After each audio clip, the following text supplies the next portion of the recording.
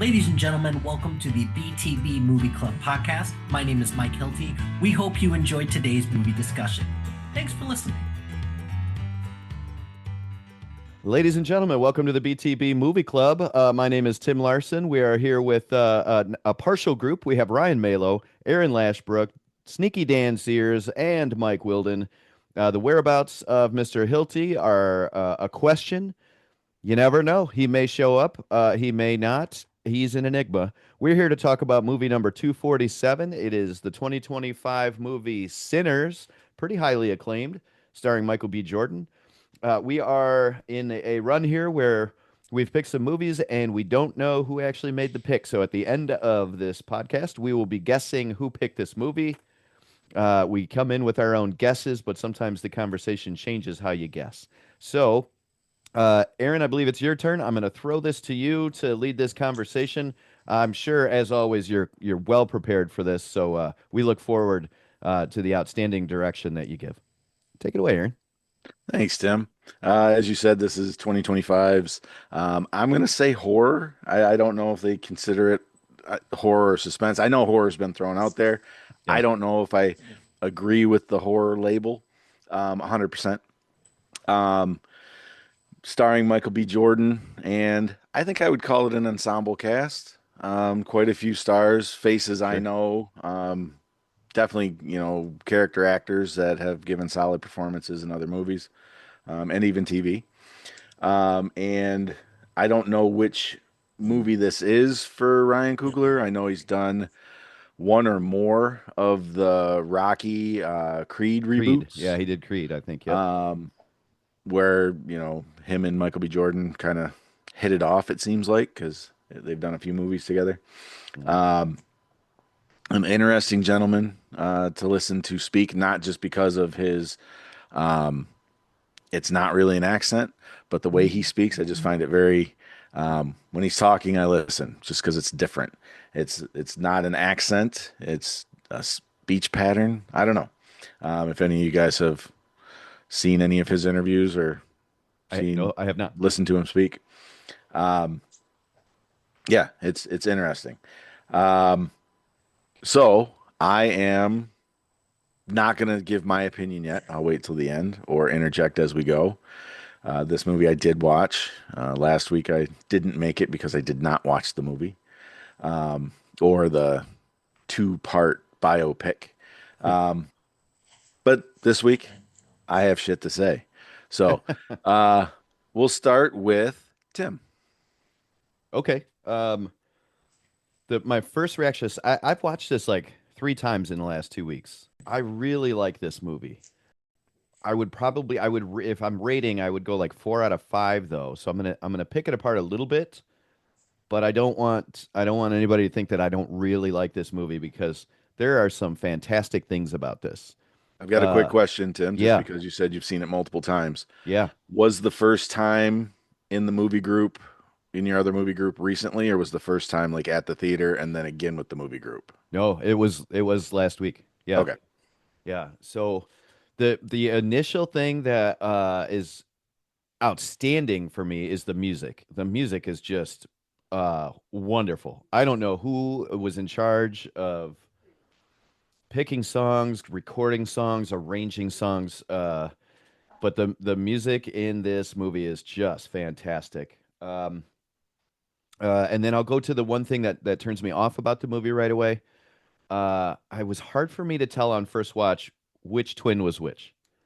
When we used the same guy, when we ran into this before with Tom Hardy playing 2 guys. What movie was that? Where they're like gangsters. I can't remember. We'll edit that in later. That they had him look quite different, and the speech patterns were different. Michael B. Jordan's 2 characters, I just got them crossed up quite a few times, just as trying to be a casual movie watching person. Then when I watched it the second time, I was like, oh, hey, idiot, they wear different hats on purpose so you can tell which one's which, right? But for whatever reason, I wasn't, as I watched it the first time, looking for that. I was like, oh, I'll be able to figure out which one's which. And then I had things all screwed up. So in the scene when they're in the juke jive and um he goes to have sex with Haley Steinfeld when when she inevitably bites him. I thought it was the other brother, and he's doing his brother's girl, and I was like, "Oh, this is really getting to be weird."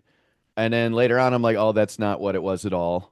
So the plot was different for me because I was confused on which brother was which brother. Um, okay, so I'll nitpick that, but I thought the way this is shot is gorgeous. The scenery is fantastic. The way they captured the scenes is great. Couple of little things I noticed having watched this a few times, little nuancy things. Um, when the clan guy shows up to sell him the building in the first place, and when the vampire guy shows up at the first house. In both those occasions, turkey vultures come and land on the building where they're coming. That's the only time you see them. And it's like, it's like an omen, kind of thing. But really beautifully shot. Um, for those scenes, like for that symbolism to be there. The telephone poles are purposely kind of the top of them look like crucifixes. There's some visual imagery going on um, in this movie that's just great. Let's see here. To add to the confusion, I don't know. I'm sure you guys are smarter than me and picked this up better than I did. One of them's Elijah and one of them's Elias. That did not make things easier for me. Um, we got the same actor playing the two characters, and Elijah and Elias and Smoke and Stack. It was just that was tough. Do you guys know where the Smoke and the Stack reference comes from in blues? I'm wondering how, musicology 101 our blues stuff here. Okay. Howlin' Wolf has a very famous song, and he's a Delta blues guy, and it's called Smokestack Lightning. And so these two guys being nicknamed Smoke and Stack comes from this origin of the blues stuff. Um, the guy turning into Buddy Guy at the end or a Buddy Guy-ish character is just fantastic. Those cut scenes after during the credits, hopefully everybody watched them because they totally make the movie so much better. When who would it be? It would be Stack and Haley Steinfeld, Aunt Mary, I think. When they come in at the end when he's in his club, that's a really cool scene. I don't get why they didn't put that at the end of the movie. Like sneaking it in the credits is a brave choice because it really ties everything together pretty good. I like the Choctaw Indians being in there for like lore. The vampire stuff kind of comes out of nowhere, but you can tell when he runs up to the house, like his skin is boiling in the daylight. Like there's a pretty good hint at what we got going on here. But I mean, they give it to you in the next 5 minutes anyway, so it's not like they're trying to hide it. But I do like that they flashed their card a little bit before they played it. Um, let's see the the Irish folk stuff. My God, that guy was singing it just beautifully. When they're outside and trying to be invited in, I thought that was great. The Irish jig dancing stuff. I thought all the vampire scenes of the attacks were great. Um, and then you can't. Last thing I'll say, because I know I'm taking a long time here. You can't talk about this movie without the song that moment where the preacher boy is playing, and they reach into the past and the future. Um, the narrator is Mary, Smoke's girl Mary, at the very beginning, and she says, "Sorry, is it Stack's girl Mary?" See what I mean? I can't do it, guys. I can't do it. Um, she's the bigger lady. Let me just try. Let me try that one. The she's the narrator at the beginning, and she explains the every now and then somebody has this power through their music that can reach the present and the past, and then that scene is him actually doing it once he starts playing, and it's trippy, but it's also really fucking awesome. And then immediately after that, it's a vampire movie. So if some people don't like it, maybe it's because it's like this brothers and gambling and juke joint and Ku Klux Klan and black people making money, and then all of a sudden, It's a vampire movie, and that's it. So it's a weird transition for some people, but I had no problem with it at all. Really enjoy it, and I'll stop talking now. Okay. Um, Couple things. I agree with you on the music. Color palette. I didn't really have a issue because I didn't really dig too much into, or I didn't get hung up on which one was smoke or stack. In my mind, it was just blue or red. Um, and I knew what the red guy was doing. I knew what the blue guy was doing, and they always had some version of that color, so I knew which was which, or which was supposed to be which. Which one was the hothead who Hmm. shot the guys going through his truck, and then the other one that was, um, I would say, had more of the business mind, I guess. Hmm. Um, and I didn't really notice that one was like the numbers guy and one was the muscle. Um, but they kind of referred to it that way, or at least Smoke referred to Stack as, the businessman or something like that. Um, you know, I'm not as smart as him, or I'm not and maybe he was just being self-deprecating or something in the scene. Um, but he was definitely like, I don't know, it seemed like he was playing himself down a bit. Um, so to be clear, because I saw Melo, you were shaking your, it was, I'm gonna say Smoke's wife, who he had the baby with that passed away. She's the narrator, right? It Yeah, wasn't Haley Steinfeld. Oh, right. correct. Yeah, Okay, Correct. that's Annie. Annie.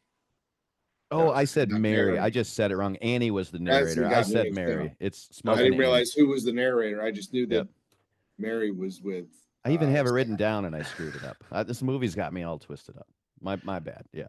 Oh, that's all right. And I could see where that would happen. Yep. Um, I have two Go ahead. more points. I've meant to bring this up. Do you guys know who Charlie Patton is? They said it was Charlie Patton's guitar and that it was a lie. Do you guys know the history of the blues and Delta and Charlie Patton? This Just should be from on the record if we're going to talk about this. So, do you know who Robert Johnson is? Yeah. Dan, what's the story connected to Robert Johnson and the blues? I just was familiar with the name. I Okay. can't All right, remember a whole lot Tim about him. Yep. is one of the guys who went away and then came back and was a musical genius, and he was And always accused of making a deal with the devil. yes, I at don't the know which one it is, crossroads, but I that know the is story. Yeah, yes, that yeah. is Robert Oh, Johnson. okay, That is okay. Robert Johnson. And they said he made a deal with the devil at the crossroads, learned how to play guitar, and then came back. Um, That was and from the his movie. I remember that from the movie Crossroads. Yep, yep. And there's it's kind of a reference to him in Oh Brother Where Art Thou? Also, the guy Tommy is kind of a Robert Johnson type character.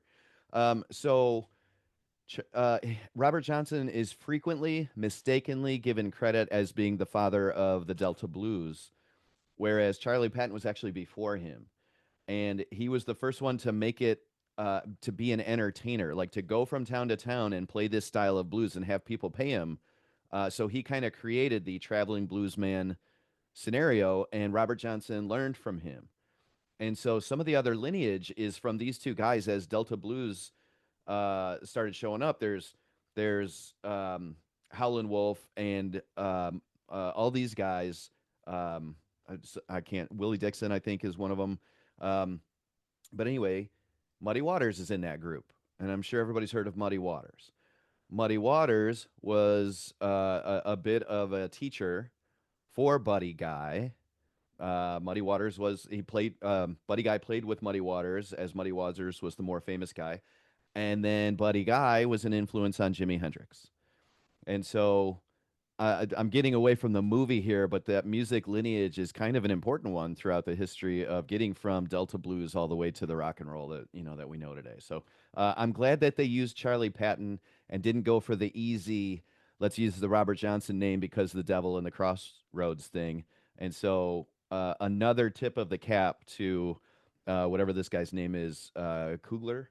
I think he made really good decisions about telling his story and using some historical perspective and some cool lore about vampires needing to be invited in. I mean, I know that from Lost Boys, of course, but uh, good on this guy. Really good movie. I'll stop Okay. talking now a You second had time. said, I thought you had said two things. You were like, I got two things, but Oh, I didn't, yeah. I didn't know Yeah. if you had both Damn. of them. Boy, I'm on fire today.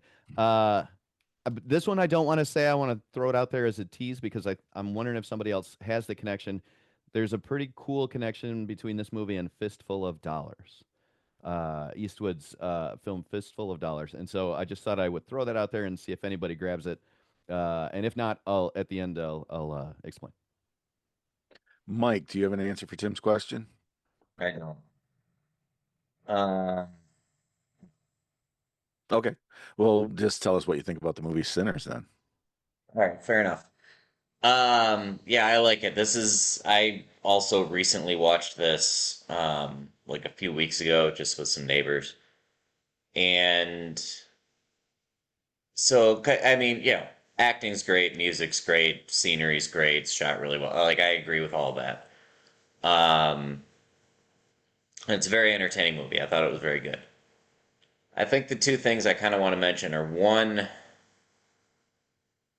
I I feel like there was an option for them to start this movie at a different point, or maybe kind of move it around. I don't know if that I in fact I don't think it would necessarily make it better, but I did notice the second time watching it just a couple days ago that like it is a little slower, getting started when they're going around, finding all the people for the party. It's important stuff because there's a lot of background that they're introducing into the story here.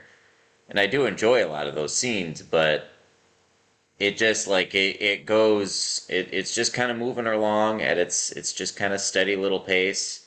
And then the instant the lead vampire shows up at the clan members' shack out in the middle of nowhere and the Native Americans are chasing him down, like that, it feels like that is like a point where it's like, all right, now this is a different movie. And I was thinking to myself, like, what if the movie started with that scene? And maybe they still had some of the, them going around finding people for the party, like after that. And they went to, I don't know. I don't know if that would make a difference. But, um, I also, a couple days ago, I watched this with a friend. And I just kind of mentioned, yeah, this like there's vampires in this. That's all I told her about it. And like kind of a while in, they're like, wait, so which one's the vampire? I was like, oh, we haven't even gotten there yet. Like this, just just watch. Anyway, I kind of wanted to throw this out to you guys. The other thing though is there's a lot of symbolism in this, and I still haven't completely processed what all of it is. But for starters, what do you think the vampires symbolize? Because I think there's actually maybe a lot to say, like potentially about different roles of different characters in this and that kind of thing. Does anybody think the vampires symbolize anything in particular? I didn't land on anything specific, but I agree with you. Like it felt like, oh, I'm supposed to know this or pick up on it. I don't know that I did, but I'm with you. I think at least as far as it wasn't just a straight vampires for vampires' sake. And this is why I Yeah. asked Tim if he had seen it in the theaters or, because I had heard a lot, one about how fantastic the movie was, but then the overwhelming amount of symbolism and how Ryan Coogler brought so much of the, West African slave trade, um, verbal history, a lot of the, I mean, not voodoo, but the alternate um, rituals, who they prayed to and what they used and stuff like that. Bringing that kind of stuff. So, and that's why I asked that question because I was so looking for all of it and trying to, what does red mean? What does blue mean? What does this mean? What does that mean?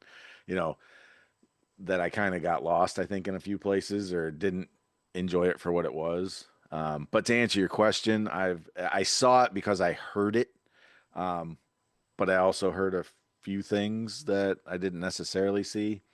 But to answer your question, Mike, um, a lot of people said the vampires represent colonization and stealing of culture and stuff like that. So Yeah. I, I saw that because somebody told me to see it, I think. I don't know if I Right. would have came up with it on my own.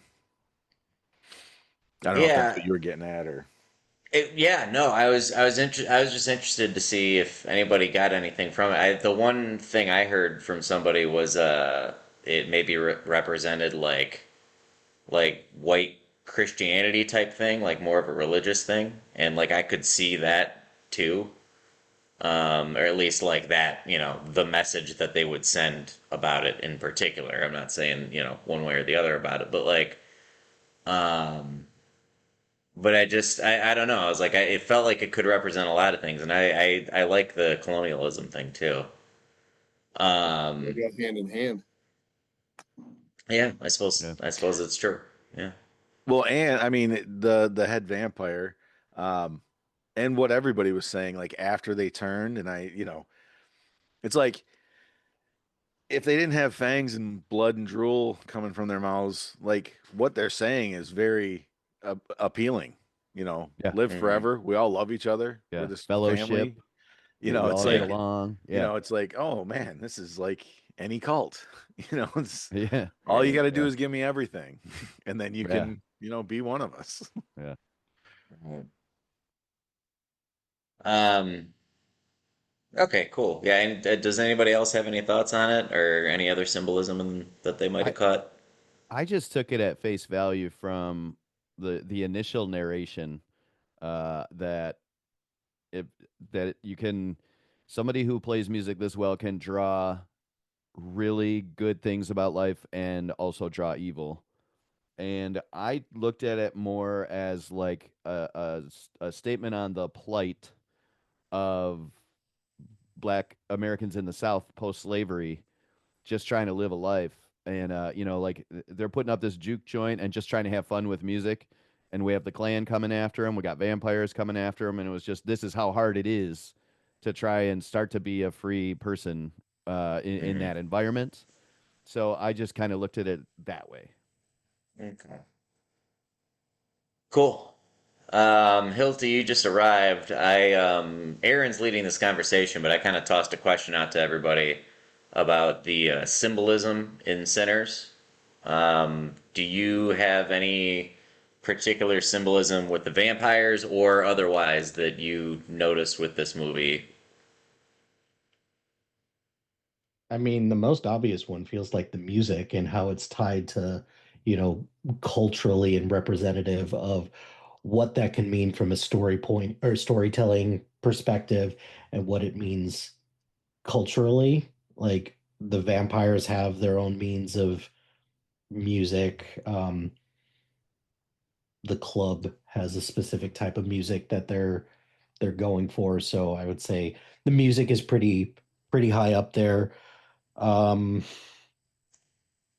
I don't know, just like I think the building in general is supposed to be representative of like a safe haven of like for Black people during this particular time frame and like in this community in general as well. So I think that's that's a pretty big symbol. It's supposed to, represent a lot of structures that are supposed to be safe havens. It kind of feels at times like, a it's a clubhouse. It's kind of feels like a church at times too, just with, just the experiences that people have in there.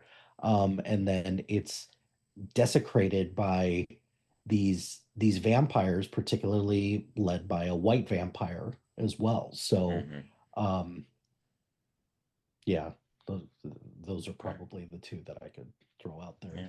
right now.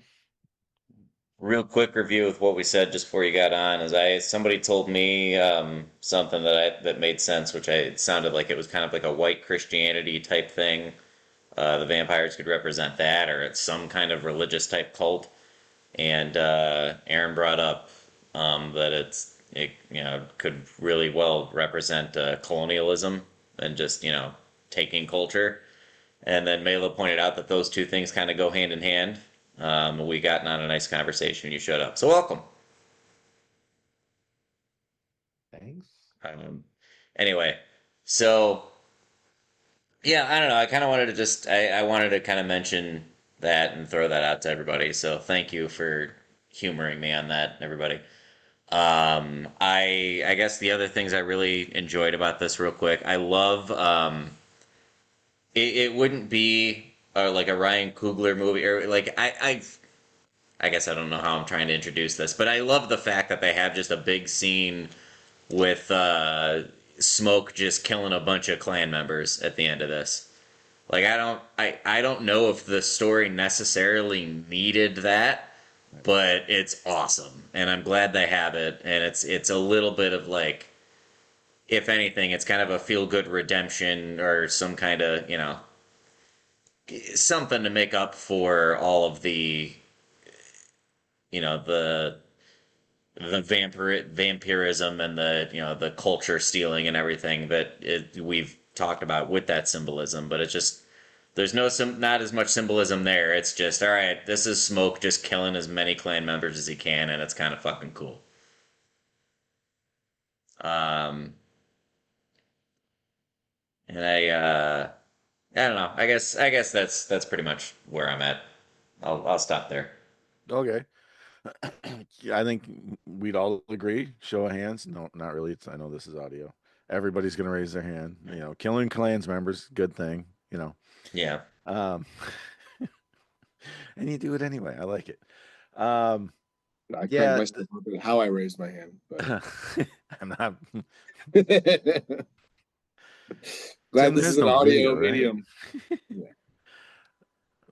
Mike's raising his hand as if he has a question. No, I learned that Zoom does that where you raise your hand long Oh, enough, and it it'll do raises it your for you. it'll do it It for you. moved But you on my screen too. when you raise your hand, you're moved to a part where it's like, hey, recognize this guy, the idiot that's raising his hand on a Zoom platform. Like you're raising your hand in class. Yeah. But actually, so the that part at the end is one of the only things that kind of takes me out of the movie a little bit. It feels a little out of place. In Oh, I Hang on. agree. I think it's very out of place. However, I love it. well, so yes, Mike, what is the most out of place thing about it? Because to me, there's one like super out of place thing. well, oh, what to me, Mike, or Yeah. Sorry, Hilty. You, yeah. I'm um done. I mean the fact that are the vampires supposed like it just felt like it just came out of nowhere because the Klansman aspect of this, it's not very pronounced. It's not very big. And like, granted, yes, this is a white guy talking is like, oh, no big deal, like the Klan. But I it kind of reminded me a little bit about what Tarantino did with at the end of Inglorious Bastards as well. It like I think to me, Ryan Coogler did a really good job of keeping the story relatively contained on the vampires. And if the KKK was just a group of vampires, then I could get on board with it, but it kind of felt like it was just tacked on there at the end. And I think the struggle that I have with it is that, like, why is the Klan coming now? Why didn't they come at any other time throughout the course of this movie, conveniently after this vampire attack? So I don't know. Those are just some of my thoughts. Aaron, did you have a specific? Nerd. No, I mean, so if their idea was going to show up and kill a bunch of black people, wouldn't they have showed up at like 11:30, 12? Why would they wait till morning when everybody's Well, going to be and gone home? why would they? Yeah, Why didn't they show up at night? Yeah, that's Like who did they think would still be there? Like a few people passed out in the parking lot or in the juke joint. Right. And that to me, it felt a little bit like Ryan Coogler just wanted an extra stamp in there, an extra or like the story called just for like one final action sequence and a way for him to go out the way that he did, kind of symbolizing because he was the brother that went to was in World War One or World War Two, right? So Yeah. yeah, It'd be one, I think, in this case, Yeah. wouldn't Trenches No, of I France, don't know. but it was both of them. Those Yeah, both of them, they were yeah. both military. yeah. But I'll just respond in there with a comment that I said earlier, Hilty, before you got there, is that one of the things that I think this is pointing out is how difficult it is for someone after slavery who is a black person to try and survive in society and try to get ahead with Jim Crow stuff going on. That no matter what you're doing in the safe haven, and I totally agree with you about that building being a safe haven and a place for people to just be without all of those other elements around, which makes them happy. That outside of the building, you have vampires coming at you. You have Ku Klux Klan coming at you. You have, financial hardships. You can only get paid with fake money from plantation owners. All that kind of stuff going on. I think it kind of makes sense from looking at it through that viewpoint why they would arrive at different times. I do agree that it seems like an extra in the movie, though. It does seem like you don't need it because you have this big, giant climax and fight, and it's like, why do we need this little mini fight? I mean, put it before if you can in the plot, but that's why it's okay with me because the first third of the movie doesn't have any vampires in it at all, and it's just about these twins that are trying to bring their community together, and then you go out with the twins trying to keep their community together, even though one of them's gone. So I'm okay with it, but I do agree with you that it feels extra or out of place. Yes, but to Wilden's point, it was awesome to see. And we all I agree it's think. awesome. Yes. I think there's there. This is part of what I was saying earlier about like there's still a lot of the symbolism in this that I'm still processing, and that's part of why I asked everybody. But like, I think there's maybe something to the fact that like the vampires are all at the door asking to be invited in, and they keep on saying like, hey, like we can have eternal life, blah blah blah, blah, live forever with us, and we're all happy, and like they keep on making that offer to them to try and convince them to just give it up rather than going by force. Um, and at the end of the day, Smoke resists long enough, keeps resisting. I don't know if maybe he knew that he was going to go down in a blaze of glory like that, and so like maybe that was his chance to avoid that because he could have taken all those people out and still lived, but I don't know. I wonder if there's something to that as well in the story. And again, that's something I just thought of now, so I haven't put all the pieces together, um, but yeah, is that you being done? But yeah, that's me. No, the last thing I'll say is Tim. I learned that you have to invite vampires in from True Blood. Okay. That's all I got. I think Tim, you said Lost Boys. Lost Boys. Yep. I don't know. I mean, I definitely remember it from that. I don't know if I knew that from before or not. So that might be my first too, my first recollection.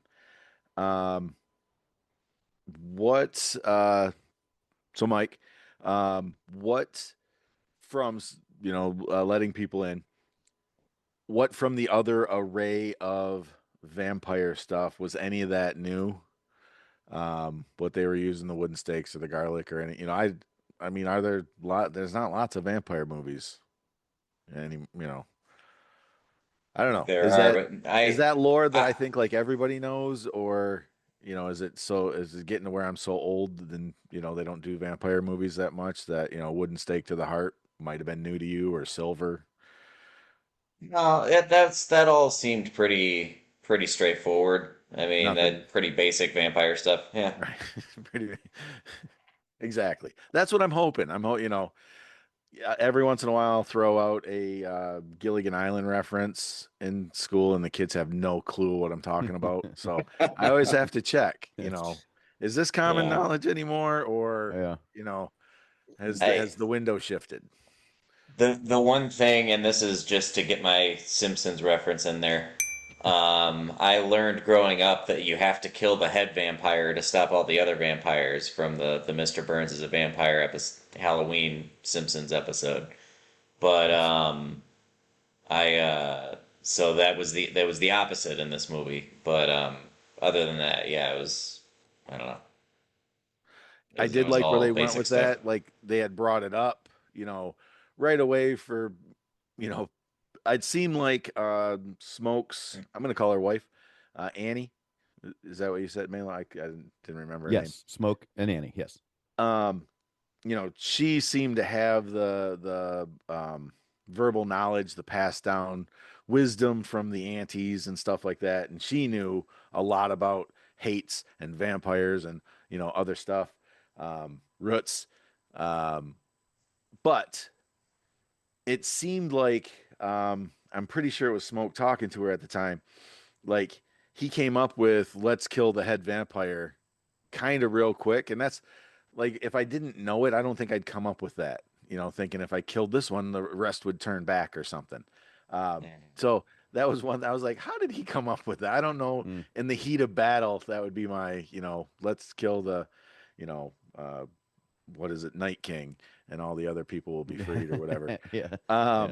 Well, But yeah, so but I think given his experiences, and I'm thinking about the two experiences that he's had where he's stealing all this money from gangsters and his time as a soldier in World War One. Both of those are both of those are experiences where it's like, hey, you kill the top person, then not so much it's over, but it at least buys you enough time to where you should be good to go. Now, I really like that explanation. Kill the general, kill Capone, and the mob but falls apart. That's good. but I think to your point though, the whole notion that he says, "Oh, let's kill the head vampire and then that'll be done." It's like, shut up, nerd. No, like, where could you have possibly come up with that? I got so confused by that though, the first time I watched this because like at the end they have that big psychic link or whatever, and so they're all feeling, when he hits them with the guitar and they all feel the pain in their heads because the lead guy does, and then the lead guy sets on fire and everybody else set on fire as like, wait, I thought that they had to go individually. But then upon watching this, I was like, oh, the sun came up. Okay. Yeah. But it's still like it threw me off a little bit. Yep. They had made that, and somebody noticed it, like in once again, just a melee. And it's like, you know, what you do to him hurts the rest of them. And like, I don't know. How are you that aware of the whole room? Like when you're in a fight, it's just like you and the person and everything else goes away. I don't know. And maybe because they're from, trench warfare and stuff, they're way better at it. But that was just I was like, how did you pick that? Like, I didn't even notice anybody else in the room react when he got hurt, and they're like, hurt him, and it hurts them. And at least they kind of went with that. So there was, you got to have a weakness. I mean, they had to give Superman a weakness to make the story interesting. So I did like that. That at least, maybe not killing him was going to wipe the rest of them out, but at least there was a maybe not quite nuclear option where you could hurt him and it would like give everybody a break for a second or whatever. So I did like that touch. Can I ask a follow-up question here? Because in my head, it's a plot hole, or something that wasn't explained, and maybe you guys caught something I didn't. If everything that you're saying is true, kill the head vampire, he catches on fire, they all catch on fire, they all feel the pain. How does Stack and Mary get out? Like, how do they make it? They avoided the sun. Okay. No, The they other ones said didn't burn because he burned. They burned because they were in the sun. The sun came Yeah. out. Yeah, and right. that's where I got it wrong the first time, because I thought when he burned that they all set on fire, and I got confused. It was like I thought they just said that that was a thing, but when I watched it this time a couple days ago, I was like, oh, it's because the sun came up. That Yeah. makes it a lot more. Yeah, but it's like, where were they? That they Right weren't now, in the yeah. sun, like you don't get to. There's something They I were didn't like get in to the have explained they to were me. in the juke. In the They were juke still club. in the club, Okay. I Or think, they just because left and got to safety by that point. Well, they do a Yeah. little flash and they show her running down a dark road. It's still dark and they show her running away. But he's not with her. Right. And just from somebody just said it, they might have been inside the juke. They might have locked the doors because the sun came up. Because everything was locked from the inside. But I don't know. And maybe Smoke did that so crackers couldn't get cover or something. Well, yeah, and and that post credit scene, if you will, that you were mentioning earlier, Tim, Stat comes in and is telling buddy guy Sammy that he's like, yeah, Smoke made me promise that I wouldn't touch you for the rest of your life or whatever. So like clearly, because Smoke had the opportunity to take him out, and he let him live. So clearly, if he was like, well, I'm going to let you live. But if he did that knowing that the sun was going to kill him in 2 minutes anyway, which I don't know if he would know, but, clearly he let him go. So, anyway. Still a plot hole for you? Kind of. I just I'm the anti-Melo. I want everything explained to me. Melo's just like, I don't need you to hit me over the head with it. I need a little bit of closure on that one, but I buy what you guys are saying. I'll buy it. Dan, you seem like you were going to say something a minute ago, and we all talked over you. So why don't you say what you got to say now? Well, somebody said it, so Well, and the rest of it. It was taken care of. Yeah. And that was your only thought on the movie? That is not my only thought. Okay, is that's it my what I'm turn? saying. Is that what yes, you're saying? Yes, that's what I'm trying to segue into, I think, in the business. Okay. I the horror genre isn't my favorite, type of movie. And I liked this for the first, I don't know, 3/4 or so, until, at the end when it became a bloodbath. I think you could have done the movie without the vampires, and I think it would have been a really good movie. Like maybe, like you were saying, Aaron, like the KKK came in at midnight and like was trying to kill everybody. If it was something like that, I would have liked the movie better than when it turned into a horror movie at the end. Because I was really into it. So Then that hang happened. on. Before the vampires, there were like the supernatural aspects. Were you fine with that too? The music, bringing different, being able to bridge the spiritual world, like that was all fine. It was just kind of the horror stuff that you didn't like, or you didn't like any of the supernatural stuff. Yeah, no, I like the supernatural stuff. The thing about the past, present, and future all coming together there. I really like that. What was that future? Oh my gosh, Lenny Kravitz kind of looking guy playing the guitar. I thought all that was, pretty cool. I like that. But yeah, it's just the horror. I don't know, just the kind of mindless killing of people that I don't really care for. Um, and that's one thing. The vampires. Why are they creating more vampires? That's just competition for you. Why does he want 50, 100, 200 vampires? Vampirism is a bit of a Ponzi scheme. This one, for what it's worth, like I didn't get the feeling that they had to feed the hive mindset thing was something that was kind of new to this for me.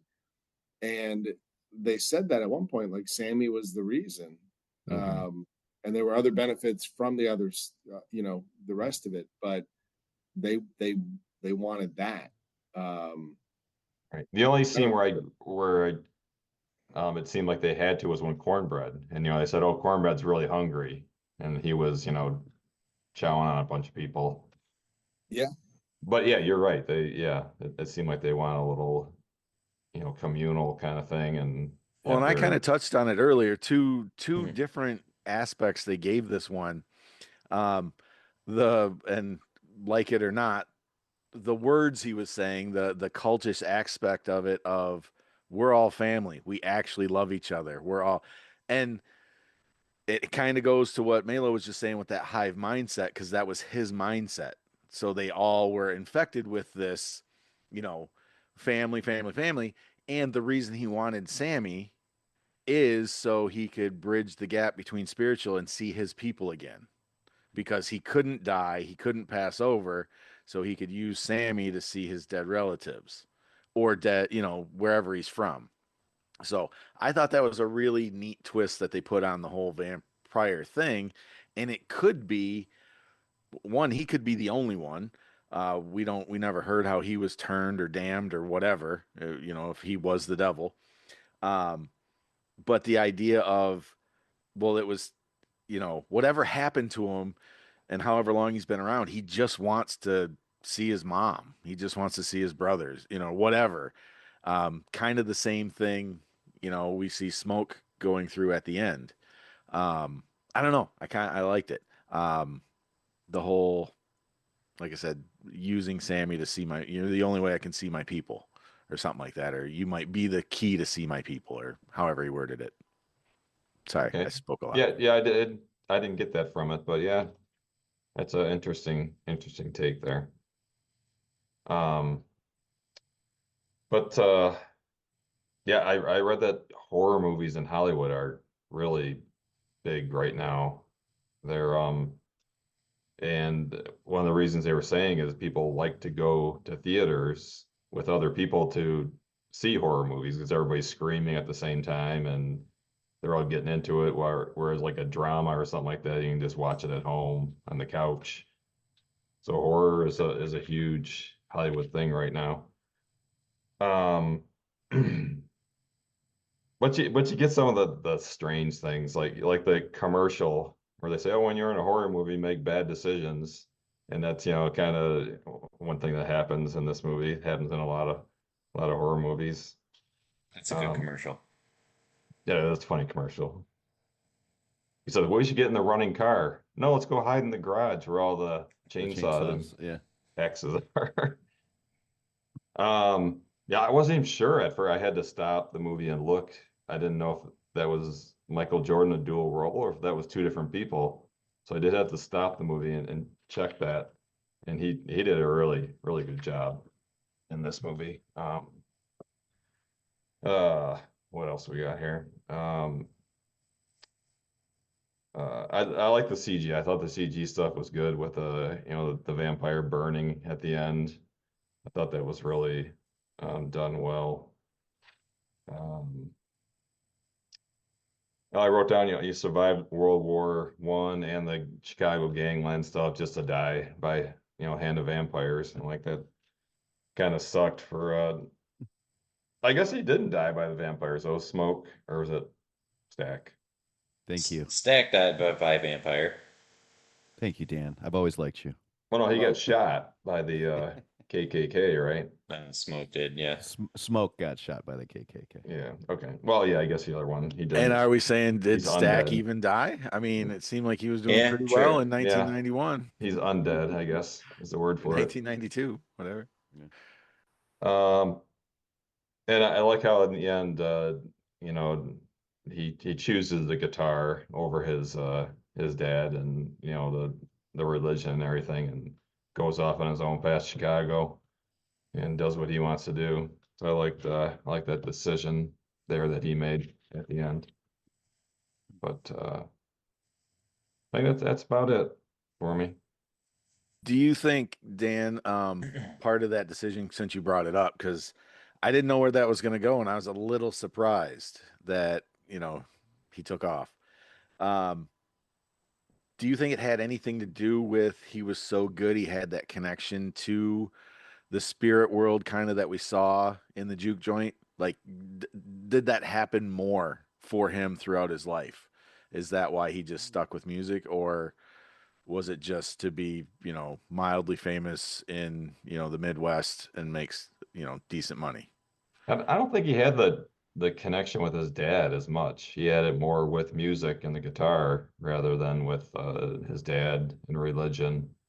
So I think that's why he chose that. I don't know if it was necessarily for money or fame or whatever, but I thought it was his connection with the music, so I chose it. Yeah, cool. Thank you. You good? I'm good. All right. Melo, I'm gonna go to you. 'Cause I was gonna use you last, but then Mike showed up late, or Hilty showed up late, so he can be last. Either way, Sorry. whatever you want to do, man. Sorry, Melo. All good. So talked about it a little bit. I was out of town most of the weekend. Didn't know if I was going to be able to watch this. So Wednesday night, I found a little window, and I'm like, all right, well, I'm going to watch at least half of this, and then fit in the rest, whatever. And I'm not upset about it, but it just changed my plans. My daughter and her boyfriend were here, and they came out and wanted to hang out and talk with me. So like I did not get my chance to watch the whole. So I watched the first 10 minutes. And the reason I bring that up, um, when I watched the end of this film today, I was like, oh yeah, they started with him walking into the church holding the guitar neck, and that part, like I had forgotten that.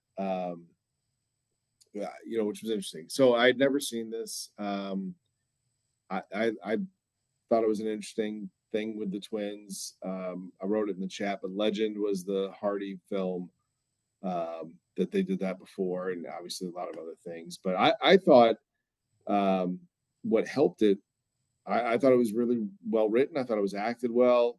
I've seen Michael B. Jordan and stuff. We watched Parenthood, the TV series, and he was in that as a young actor. And I've never watched any of the Creed stuff, which I really would like to. But I thought he did great. I thought between I thought the acting and the colors and the writing, I never really was confused.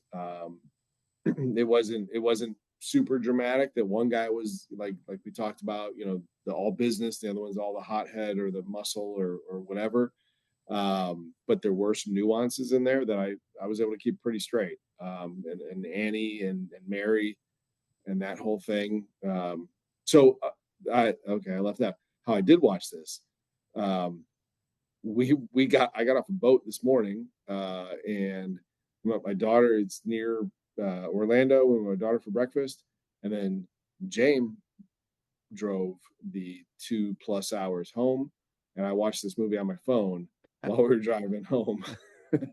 And so I wasn't able to keep notes in real time, but later today or earlier today, I guess, I did write down a lot of different things. But that was one of them. Yeah, this movie was, two plus distinct acts. It was like two distinct acts, and then this extra thing, and then this other extra thing. Yeah. Which I think all worked, but it for the main two parts, it felt very similar to me to From Dusk Till Dawn. I was gonna bring that up. Yeah, I mean it's setup and then chaos, right? And vampiric chaos. I liked how they kept all the rules, different. There's a lot of different, horror genres and whatever area you're working with. Some rules they work with, like fast zombies or slow zombies or all that stuff. And this had, the garlic, the sunlight, the inviting in. What's funny is they're like, yeah, silver bullets, and I was like, yep. And then it wasn't even until we were talking tonight, I'm like, that's werewolves. That's What the hell are we werewolves, talking right. about? Yeah. It comes and goes with vampires, the silver, because they're allergic to silver. So like when Okay. that plate went in his head and it was silver, or silver plated. I'm assuming Yeah. it wasn't solid silver. I'm watching the movie. I'm like, yeah, that makes sense. All like, and then it wasn't literally until time. I had only ever remembered that with werewolves, but I was on board for it. It was fine. There were two times that I felt like the vampires had the upper hand and they left. And I didn't understand why. And it was the very first time when she kills Stack, and then granted she gets shot a whole bunch, but she's fine and then leaves. I didn't get that. And then in the main attack, I didn't understand why they left. Those were, I don't know about a plot hole, but I'd have to understand or rewatch it again to understand exactly maybe why that happened. Yeah, I mean, they completely had the upper hand. Then all of a sudden they retreated. Yeah, Yeah, right. I Did didn't I miss understand something? that. Does anybody know anything that is obvious that I I missed? did not or- understand it either. Right. Okay. I thought the Molotov cocktail was very anticlimactic. I was so ready for that thing to light everybody up, and then a bunch of flaming. Well, that's a whole other movie, flaming vampires. But all these people on fire running at everybody would be really interesting. But he just like swatted it away, and okay. I liked as far as like from filmmaking and storytelling, there were some cool parallels. Both of the brothers have like I use having to tell the women that they love them. That was interesting. There was when I can't remember her name. It's something with a P, I think. That's the name of Buddy Guy's Club at the end, by the way. Perlene.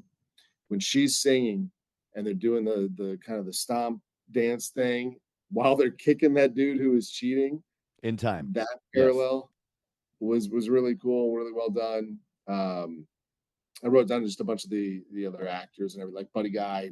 That's so cool. Omar Miller, love that dude. Mainly from Ballers. If anybody's ever watched that, he's awesome. Delroy Lindo in a million things. He's so good. Jack O'Connell, I never heard of, and Wunmi Mosaku. She plays Annie.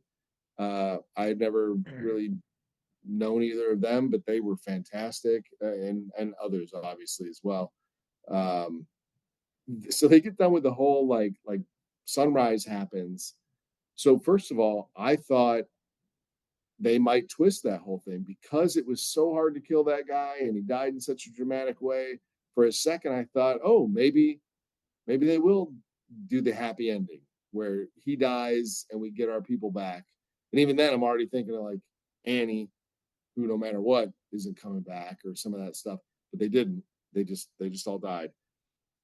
But again, because I'm driving and trying to figure, timing things out or whatever, that moment, there's 22 minutes left. I was like, what the hell is still in this movie at 22 minutes? And so it's funny because this is like both Mike's comments.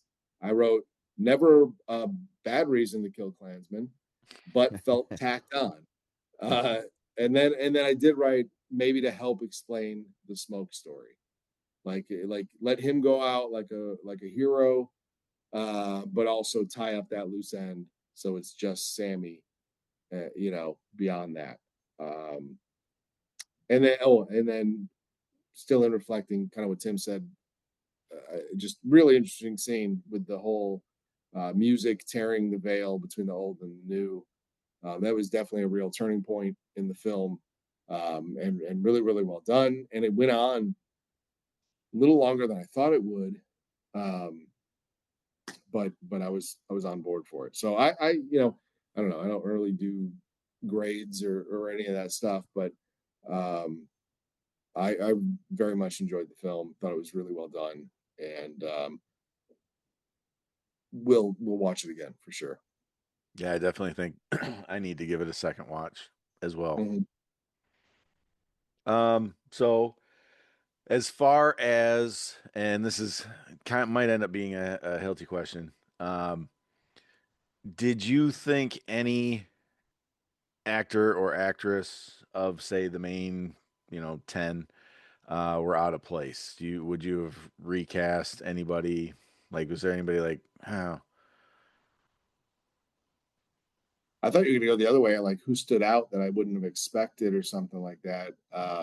And that answer would be the grocer's wife. Like she was awesome, and the fire that they let her display was really really cool. Um,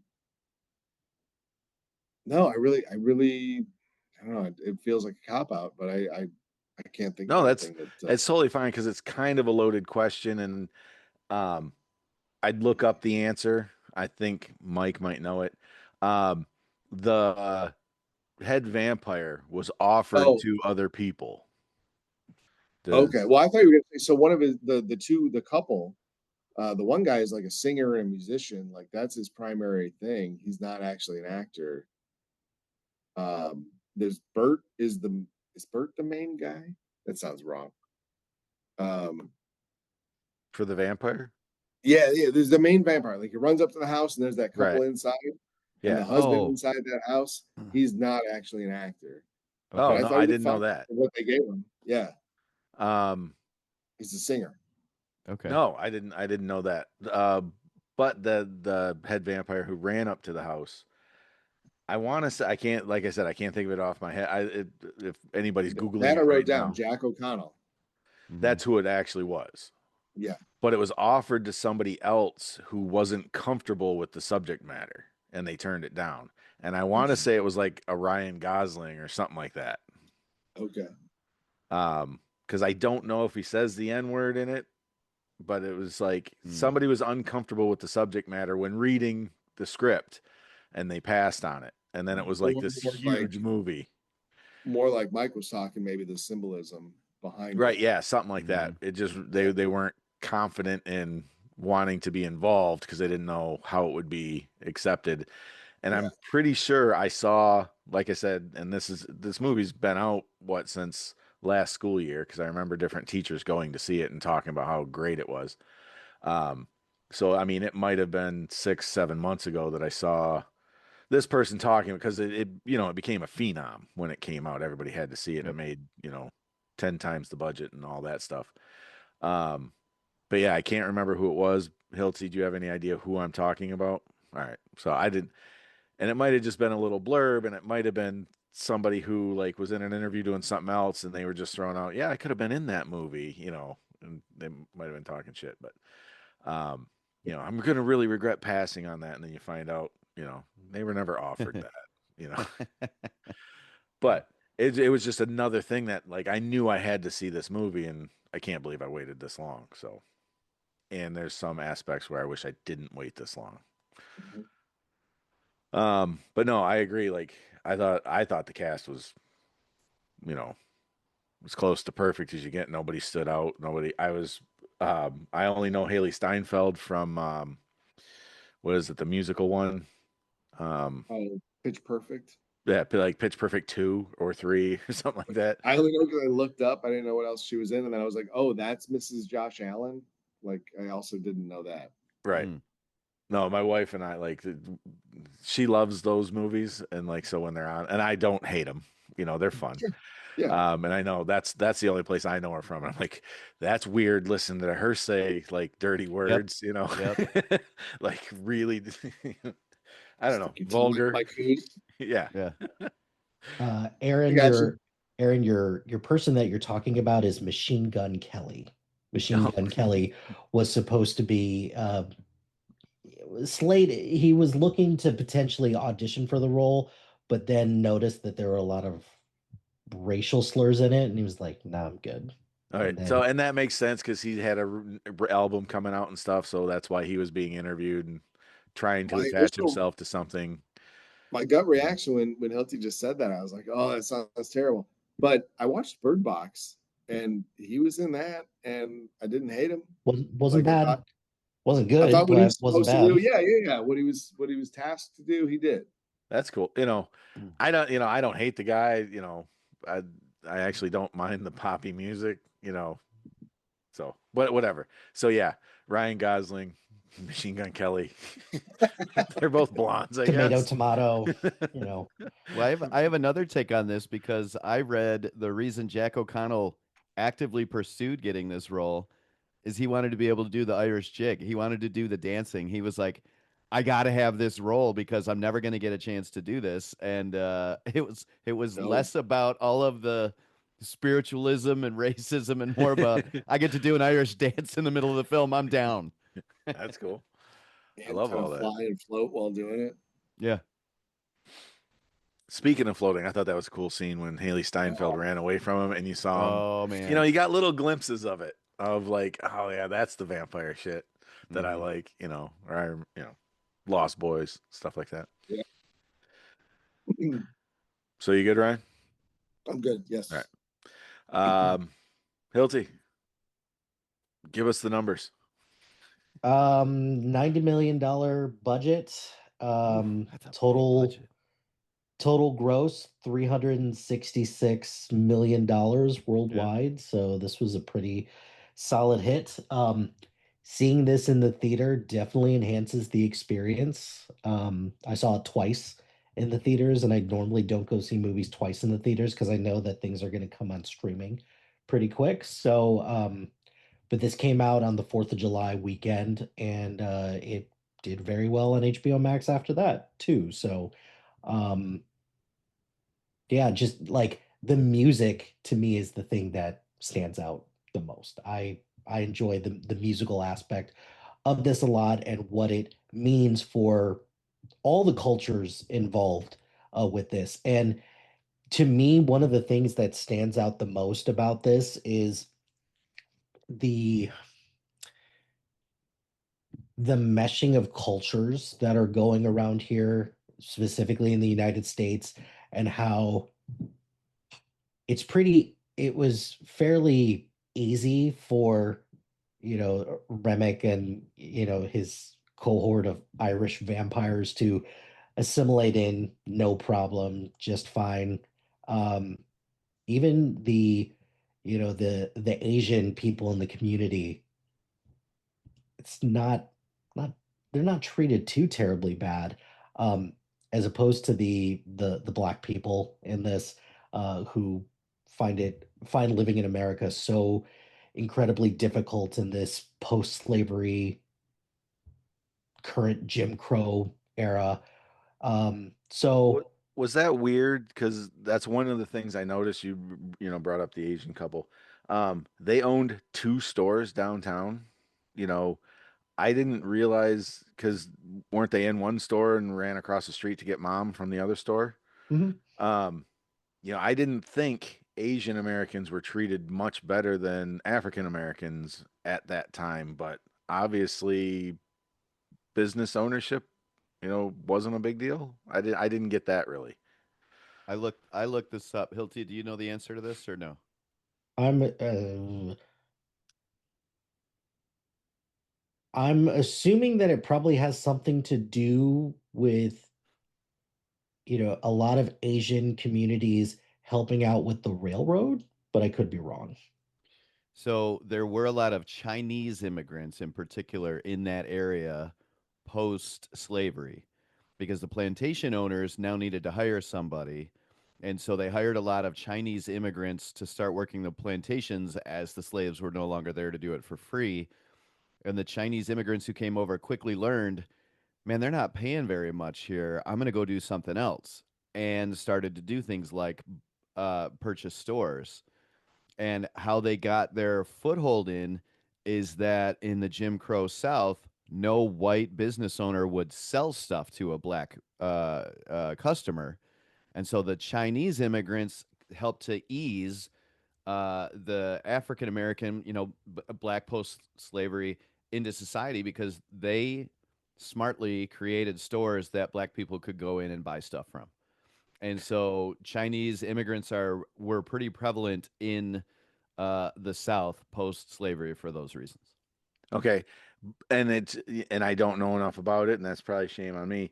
But you would think just like a group of so if I was a black person and I could somehow open a store and I was taking business away from a white guy who had a lot of white friends, they would burn my place down.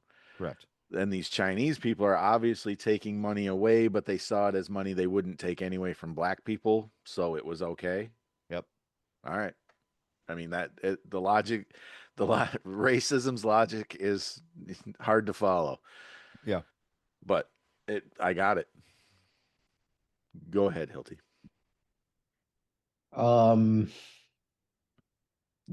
Like it's kind of embarrassing that Michael B. Jordan is as good as he is in most of his movies at this It's point. really good. Like it's kind of unbelievable because you know, Melo mentioned Parenthood because I remember him in Parenthood. He was really young in that. He was a baby in The Wire, and he was so good in that. Because like the first time I saw The Wire, like I was like, "You look familiar. Who the hell are you?" And then I saw it was Michael B. Jordan. I'm like, God, it was telegraphed from the start that you were going to be amazing because he had a very small bit part in The Wire, but he made the most of that. So Michael B. Jordan is just one of the best that we have right now. And I also gotta say it, like to me, Ryan Coogler is he's one of those very few people out there that if he's got something coming to movie theaters, I'm gonna go see it on opening weekend because he's usually got, usually has, you know, solid cast around him. Michael B. Jordan is in almost all of Ryan Coogler's movies. Um, Even if you count Black Panther Wakanda Forever in the 2 minutes he shows up in that. But he Ryan Coogler always has something to say in his movies, and that's something that to me, that's one of the reasons why I go to a movie is that I'm looking at this for entertainment, but I'm also looking at what are you trying to tell me with this? And look, I get it. There's plenty of people out there who want to just go to a movie and to be entertained, and that's perfectly fine. I'm not knocking anyone who goes to a movie to like learn something or to, take away like what's the symbolism or what's the messaging behind this. But to me, that this movie is just chalked with so much that Ryan Coogler is trying to say, and how this is also a huge departure from what he's done. You look at his filmography, and they're, you know, it's a lot of dramas with some action sequences. Black Panther kind of stands out a little bit because Black Panther is a superhero film, and to that point, like Ryan Coogler had not done something that big before, but he just knows how to connect with his audience, and he has a wide range of people in his audience. So I can't help but appreciate that. I think Marvel is doing a giant disservice by letting him potentially walk out the door, because like they're dragging their feet on making more Black Panther movies, but they're dragging their feet on everything lately. But anyways, um, so the guy who plays Sammy, who's the guitar player. It's his first trade, but this is his first movie, and wow, what a great way to introduce yourself. I thought his character was really interesting. You His know, voice, his it, voice, he's amazing.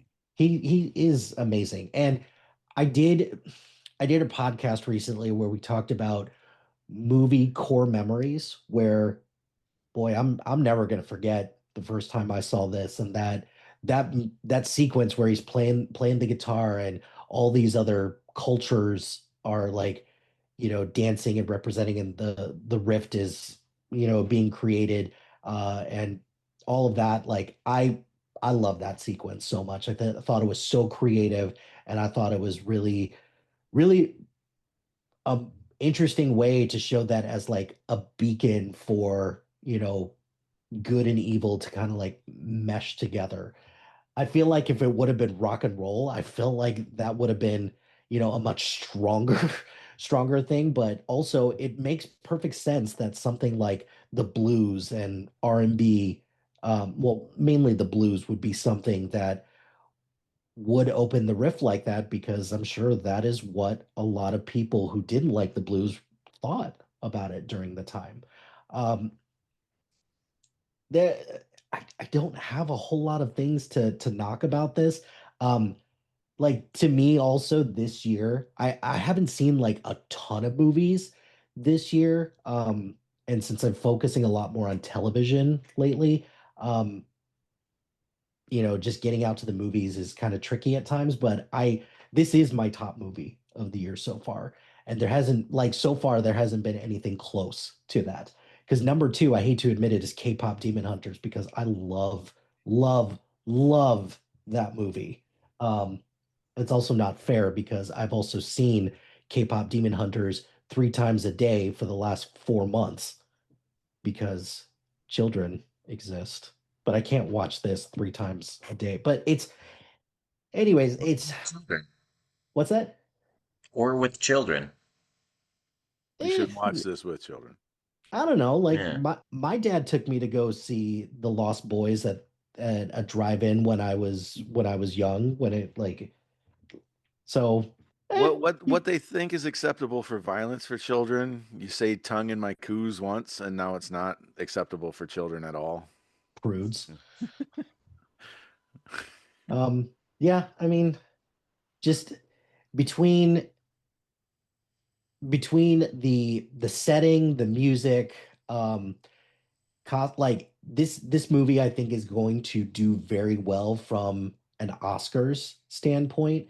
I think in terms of nomination, I don't think the Academy has the balls to award this Best Picture because it's a very it's a horror movie, and historically the Academy does not reward horror movies with Best Picture. Um, But we so we raised this before you got here, Hilty. Is it a horror movie? yes. I mean, it gets categorized as a horror movie, but I mean, in the traditional sense of a horror movie, is this a horror movie?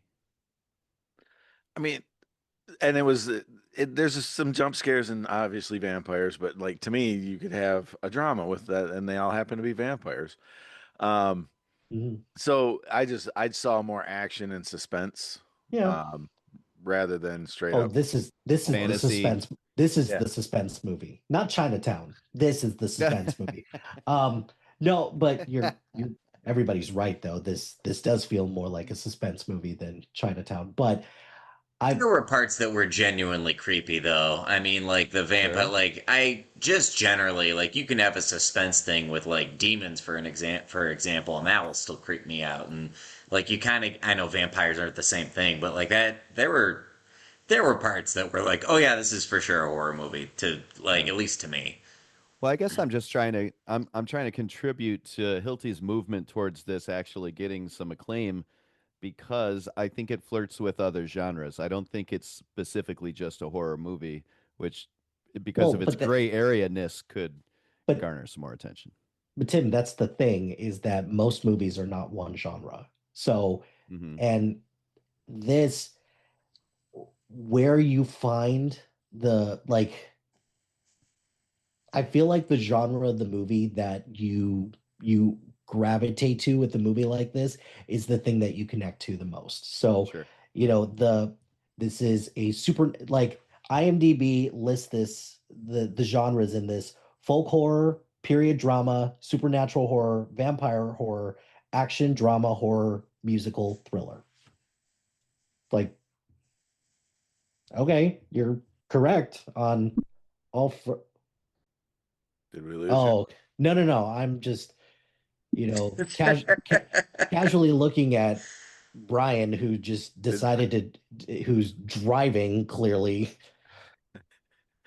You don't know that. Oh, okay. Yeah. And nobody can see it as long as you don't say He it. has a strobe light in his room. Okay. Yeah, that's good. Yeah, overall, really, really enjoyed this movie. Uh, good pick, Dan, for this. Yeah. Yeah. Okay, Can Sneaky you guys whether hear me? Dan Sears. Yes. Yes, we can. Oh, cool. Hi. Hi, Brian. Hey, Brian. Um, I got Good timing. stuff just switched on me. I guess because I gave so everybody's kind of pigeonholed here. Um, who music, new guy, young guy, sports guy, movie guys for different reasons. Ryan and Hilty. Um, so this one's going to be to both of you too, because the one I asked Ryan, I was like, oh, it could be kind of a Hilty question too. Um, do we see the one actor playing two parts, being a twin or whatever, as gimmicky?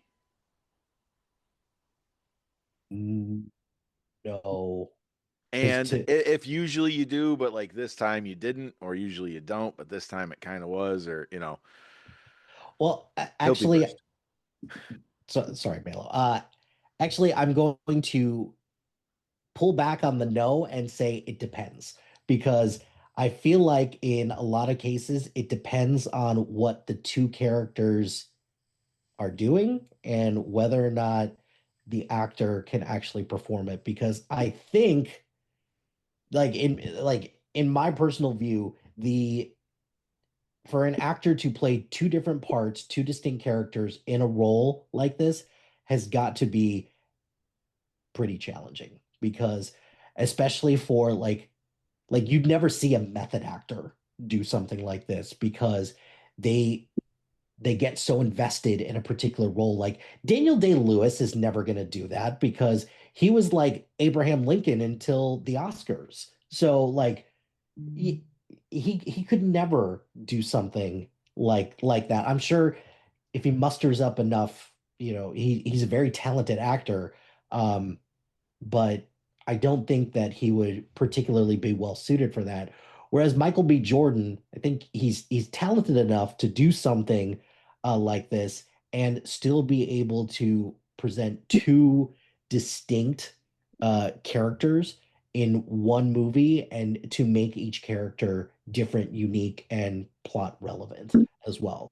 Because I feel like in time, one of two things is going to happen.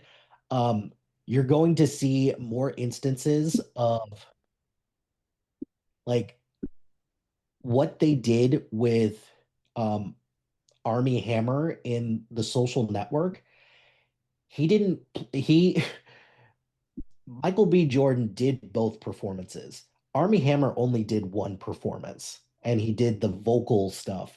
They had a guy sitting next to him for the role and they just superimposed Army Hammer's face on on the guy, which to me also feels a little disingenuous and a little disrespectful, but whatever. People sign up for stuff, but and I think on a more expanded level, something like that feels potentially right for AI to come in and that the AI character be the secondary character. And I don't want that to happen because there's plenty of people out there that can perform and act. They just need to discover it as opposed to, just creating an AI avatar out of nowhere. Okay. Ryan, thoughts on it? No. That particular question? Ryan. Yeah, Sorry, Ryan. Melo, not We got- Brian yet. We're on to you. Sorry. No, I honestly I thought you know, genuinely it does depend if there's actually a gimmick, if it feels necessary, or if it's just to do some fun things with the camera or to see if we can pull it off or whatever. But I opened up with like literally the very first thing I have is interesting with the twins, but I wrote written well and acted well, and I felt that um, if you want to have twins in a film, but want it to be the same actor, that it makes sense to do it that way. There were moments. So Hilty mentioned about how tough it must have been for him, which I thought of as well. But there were definitely a few other scenes where I thought of the other actors of what they had. Like there was a scene where four of them were talking, and they were like, Smoke says, "Hey, let's do this," and then two others say something, and then Stack says something, and Smoke responds to Stack, and I'm thinking about it as the other two. I'm like, how did they film that? I'm like, did they just have to do it multiple times, or?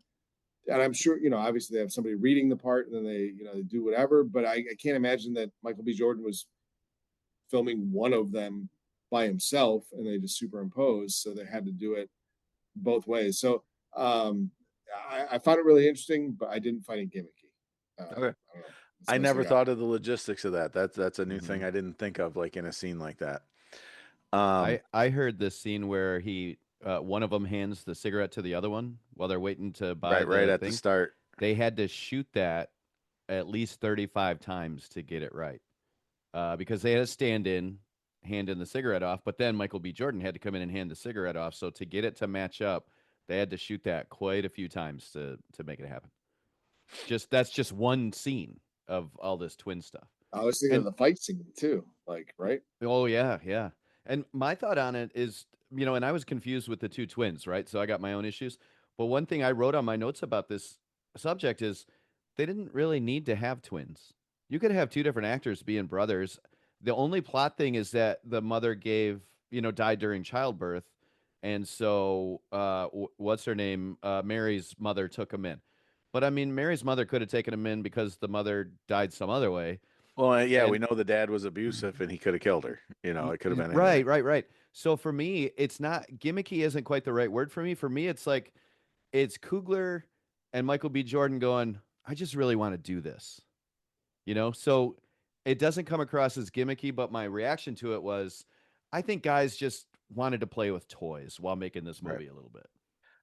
I've brought up this show a few different times, but The Deuce show on HBO I thought was really good, really well done. And it's James Franco, a similar thing, plays twins. And are you saying that it's unnecessary, like it doesn't need to be No, twins? no, I thought, well, especially in that one, because it is very much the more responsible, more not type of thing that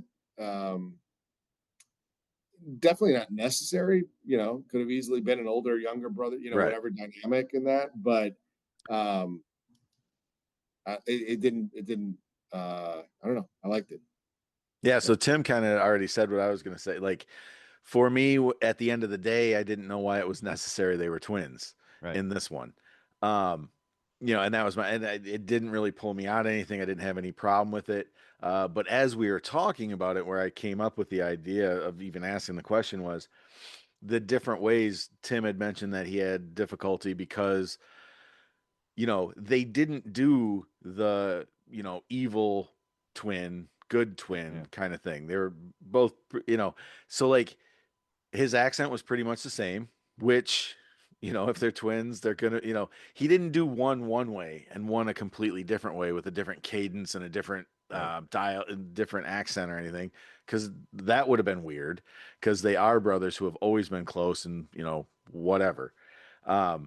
So a lot of times, I think when you see the twin gimmick, like one is evil and has been raised by dad, and one is good and has been raised by mom, or whatever. Or one always says really dumb things, and the other one's a really smart one. Right. Something that makes them very different. Right. Right. And they were basically the same guy, slight differences, but I don't know. But that's what it boiled down to me was they didn't have to be twins at all. This could have just been two actors, but whatever, and I didn't hate it. I did kind of, and when Tim said it, two rich guys that make movies got together and they're like, hey, let's try this thing. I've never done twins before.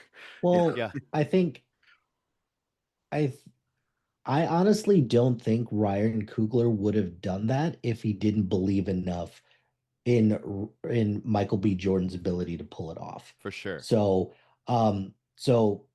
you look at some of the twins that have been out there, or some of the actors who have played like twins. Like on one end of the spectrum, you've got Adam Sandler, who's playing both Jack and Jill, which is an abomination and that's just horrendous.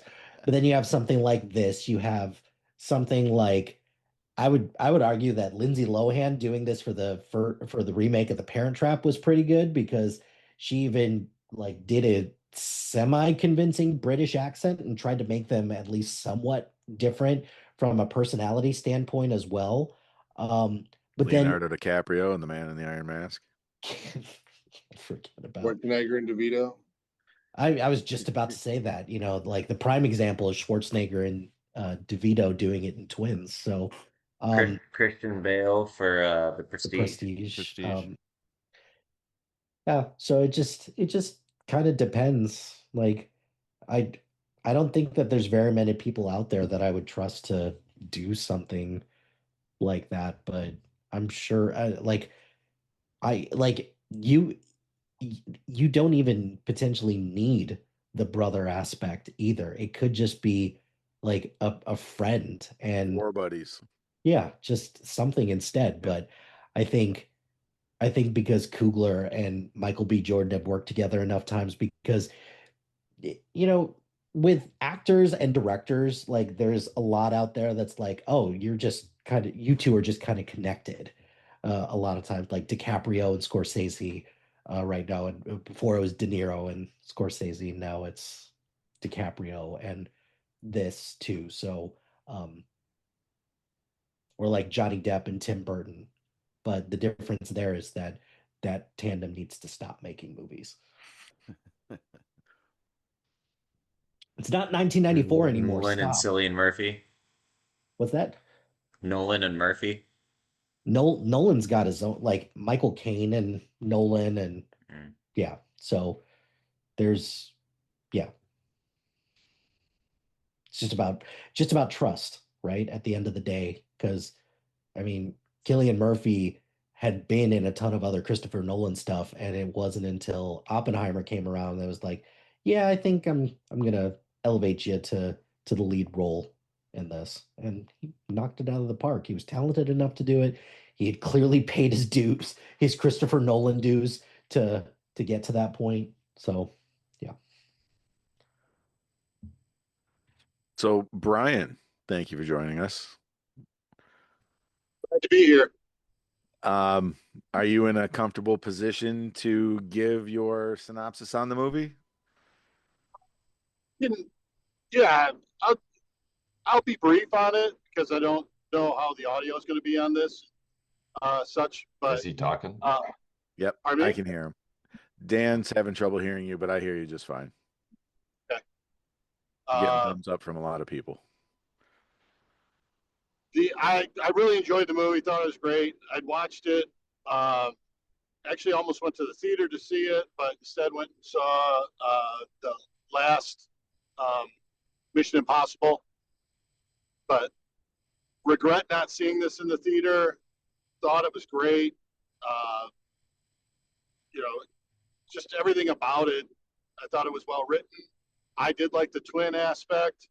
Uh, we actually watched in the group Tom Hardy in Legend was amazing twin actress It also. came up. We couldn't. They didn't come up with the name of it. I wasn't around for it, but good on And, you dropping the name of that one. and then there's always Jean Claude Van Damme in Double Impact or Double Impact. Yes, classic. So Totally necessary, really well done, not gimmicky at all. uh, I really enjoyed it, and it just when it came out, they were supposed to like I had heard it was very innovative, and there was like some gigantic twist and this and that. And I watching it, I don't know what that was, but um, possibly the music scene, just the emotion involved in that was very good when they were bringing about the music through the years and how that can draw the vampires towards them. So, uh, you know, liked it a lot. So glad I picked it for us to watch, and that's about it. So you didn't see it. Is this your first time seeing it? You said you didn't see it in the theater, but have you seen it before I this? did see it. Yes, I saw it before. Okay. Um, had you heard a lot of the hype? You know, obviously, I mean, it kind of hit with a bang, and there's a lot of people talking about it right away. Um, but had you, got caught up? You had said that you knew it was supposed to be innovative or something. Um, did you get caught up in looking for things that you had heard? And Did either had trouble finding the symbolism or the message, or no problem at all. yeah, when I got done, I was of the mindset of I need to ask somebody else who's smarter than me what was so innovative, or uh, you know, what were they trying to talk about, saying about this movie, and I never had that conversation, but I was, like I said, when the credits rolled, I was like, yeah, I'm not seeing this. It's a good vampire. It's not Blackula by any chance, but it's a good vampire movie. It's no, Vampire in Brooklyn, but good vampire movie. You shut your mouth So- when it so are you comes to saying- Vampire in Brooklyn. The way you're wording it, are you saying both those mentioned movies are better than this one as far as No, African American based vampire movies? I would never say that. This one was way better. Those two are innovative, though. But yeah, and I've kind of said it. So my only issue with this is that I had heard, similar to what Brian was saying, so much about it, how innovative it was. I heard more about like the symbolism and stuff, and that's why I was trying to lead Brian with that question. That like I think at points I got caught up in looking for the things I'm supposed to notice and pick up on, and as a whatever a person who's trying to dissect a movie and find meaning in it, and it's like we've talked about it before. Maybe I should have just sat back and watched the movie, because other than what I had heard, I didn't really see anything super profound.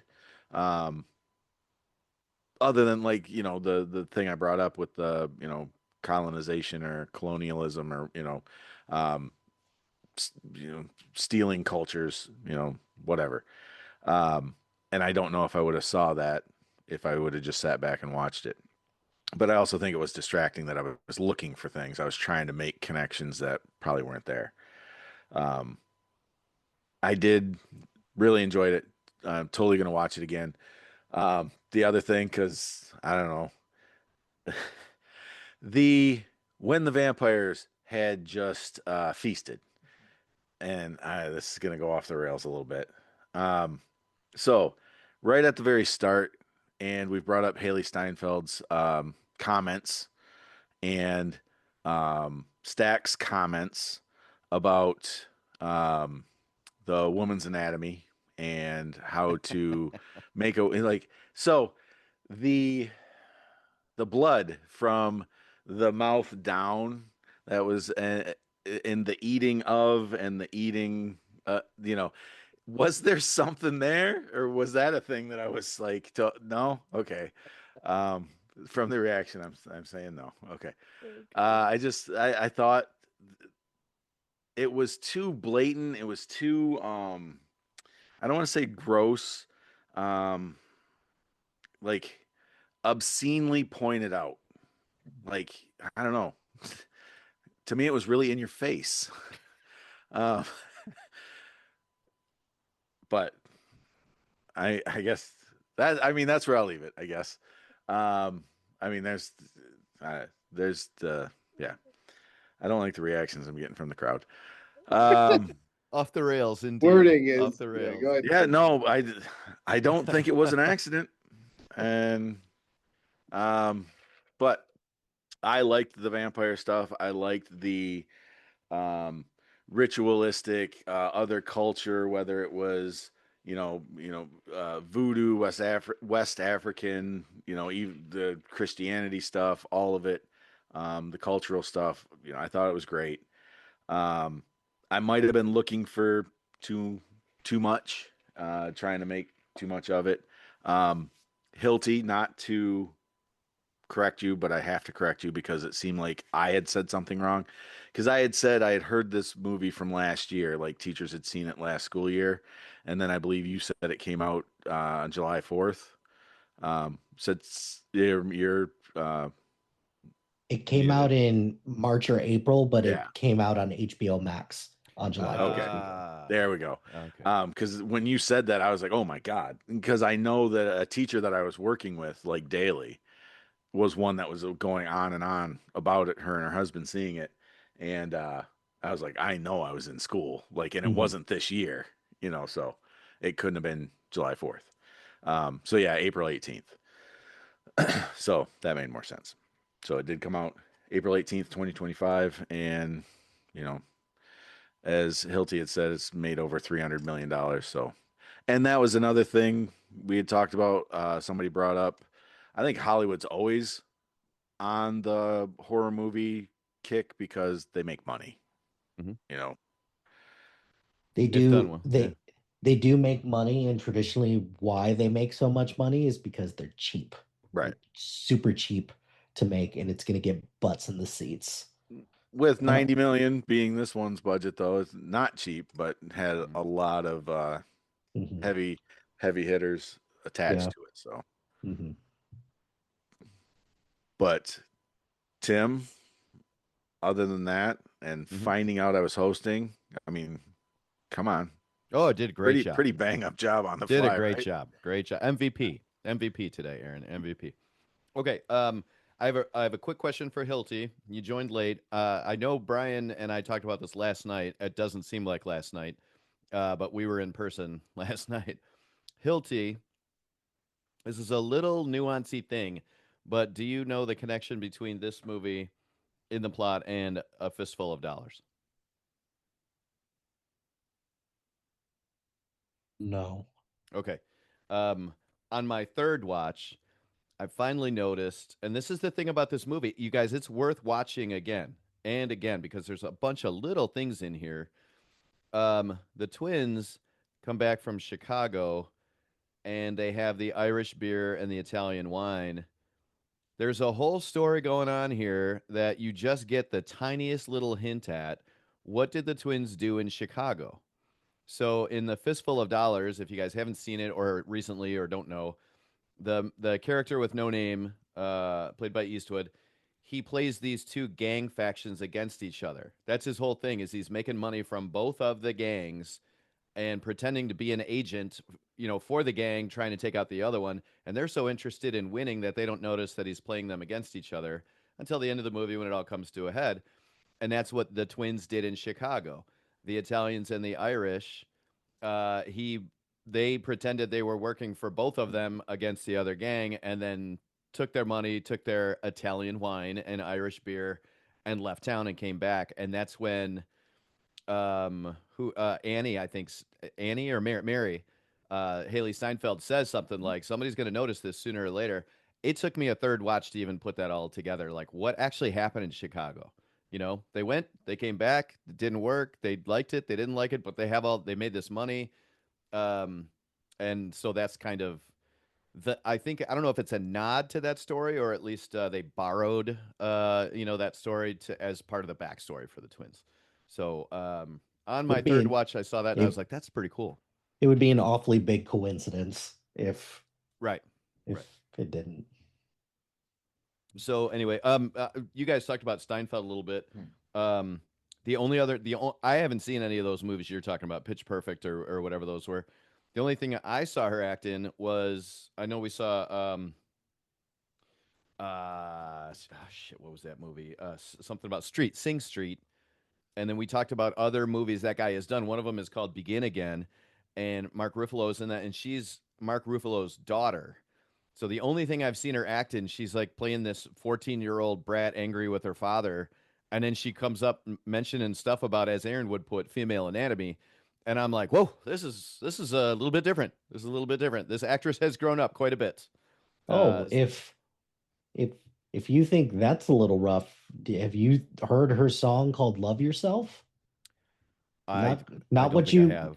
not what you think it is, and Yeah, then once you like actually listen to the lyrics, it's like, oh, I see what you're talking about now. yeah. Oh, Well, okay, cool. it's interesting how many of these people who were famous younger, especially like female artists, as they're getting older, there's a Miley Cyrus turning point, right? Like a lot of them go through. But that's a story for another day, I guess. We're to the point here where we should take guesses at who picked this movie. I'm gonna lead off with Brian because he didn't think he would be here, so he told me his guess today, and then I will go because I already said what my guess would be to Brian. So Brian, who do you think picked this movie, Sinners? was Mike Wilden. We have one guess for Mike Wilden. I am very sure that Brian picked this movie. We will go next to Dan Sears. Sneaky Dan, who do you think picked the movie Sinners? I am gonna say that this was Brian. This is a Brian pick. Okay. Aaron, you led this discussion. You have more Brian. insight than it, but Brian. Okay, good. Mike Wilden, who do you think picked this movie? I agree. Brian Larson. Brian's getting a lot of picks here. Brian's getting a lot of picks. Melo, who do you think picked this movie? I wrote down Brian and showed it to you guys last week when it was announced. All right. So We're, I don't like that everybody's picking it, but I'll stick with it. There's a lot of picks for Brian here. And Mike Hilty, who do you think picked this movie? I did. Mike Hilty I was says, going to go with Hilty. damn it, did he do it to it? Did he do it to us again? If you are in this group and you pick this movie, raise your hand. It was a Mike Hilty pick. I did not pick that movie. Damn it. I'm Thought surprised. it was Hilty, and I went with Brian to be funny. I'm surprised Brian didn't say that it was me, because Yeah. who do you think was the one that suggested to him to Yep. go see Sinners? It was me, and he went to go see Mission Impossible instead. I said both of them are fine. Both of them are perfectly good. I just like Sinners a little bit better. So I did. Tim and I talked beforehand because I was missing, and I said Wilden.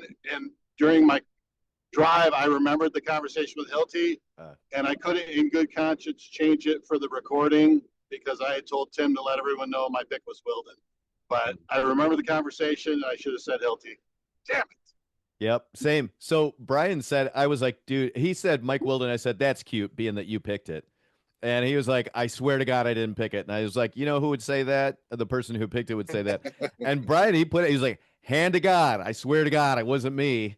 And I was like, well, I got to go with it because that's what I said. All yeah, right. but then when he popped on tonight, he did say, didn't you say you picked it? But I've said I picked every movie so far. So No, I'm not saying, that's consistent. Yeah, I enjoy that Hilty gave his guess last. That worked out really well. Yeah. I mean, I pulled the Melo. I was I had the opposite last week, Yep. and it worked the other way too. So Yep. All right. Well, we're running late on here, and whoever's got to edit this is going to have a nightmare editing this thing. So I will go to the bag, and I will pick our next movie. We do not know who picked this, but we will be watching the 1989 classic John Cusack, Say Anything. We will be watching Say Anything this week. So Can I give my pick now, Tim? gonna give an early pick. Oh, I thought that was his pick. That was the joke, but yes, thank you, Aaron. I appreciate He's you. picking you, Tim. Yeah. All right, so that'll do it for this week of the BTB Movie Club. Say Anything will be our next movie, and we hope you guys have a great week. Thank you for listening. That will do it for today's episode of the BTB Movie Club podcast.